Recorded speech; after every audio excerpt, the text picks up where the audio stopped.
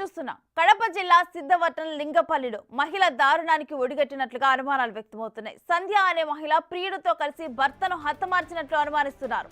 ప్రియుడితో కలిసి ఇంట్లో ఉండటంతో భార్య సంధ్యను గంగయ్య మందలించారు. ఆ తర్వాత రోజు నుంచి గంగయ్య కనిపించకుండా పోయాడు.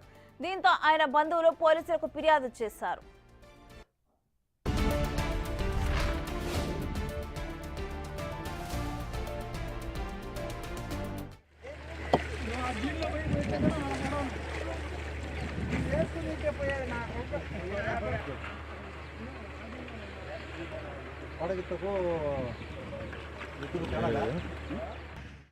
ప్రియుడు బాలరాజు ప్రేమలో పడి భర్త గంగయ్యను భార్య సంధ్య హత్య చేస్తుందని ఆరోపిస్తున్నారు స్థానికులు.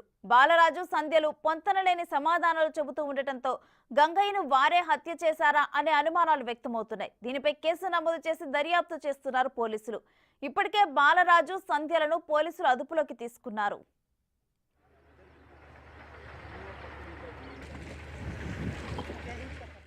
ఇక ఇదే అంశానికి సంబంధించి మరిన్ని డీటెయిల్స్ మా ప్రతినిధి మధు ఫోన్ లైన్ ద్వారా అందిస్తారు. మధు, అసలు ఈ ఘటనకు సంబంధించి డీటెయిల్స్ ఏంటి?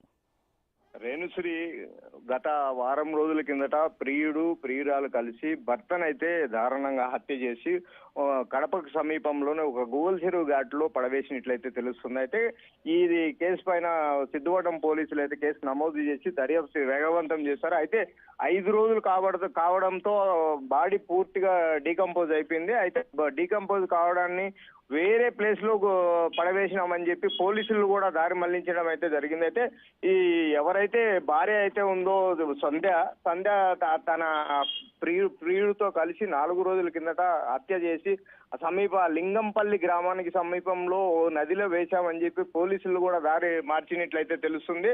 అయితే ఈ కోణాన్ని మొత్తం పోలీసులు దర్యాప్తు అయితే ముమ్మరం చేపట్టారు. ఈ దర్యాప్తులో భాగంగానే కడప సమీపంలో ఉన్న గూగుల్ చెరువు ఘాట్లో బాడీని వేసినట్లయితే ఈ రోజు ఉదయం గుర్తించినట్లయితే తెలుస్తుంది. Renusri. Right, thank you Madhu.